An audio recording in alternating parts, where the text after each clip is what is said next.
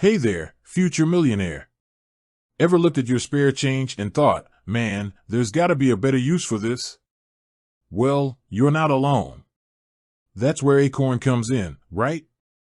But here's the burning question. How many of these magical money-growing accounts can you actually have? Let's dive in. Now, Acorn is pretty slick, right?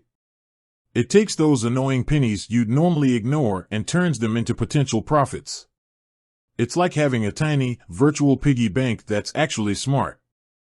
But can you have a whole herd of these piggy banks? Well, the short answer is, it depends. Let's break it down. Acorn primarily offers three main account types.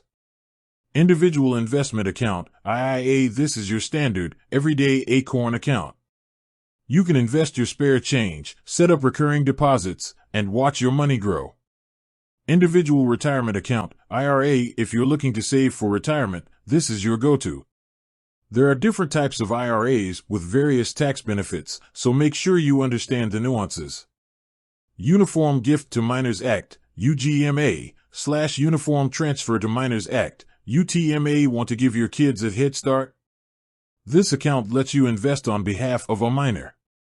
So, can you have multiple accounts of each type? Generally, yes.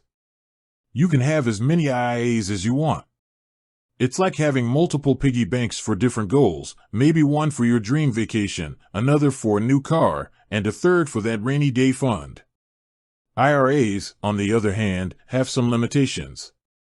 You can only have one traditional IRA and one Roth IRA.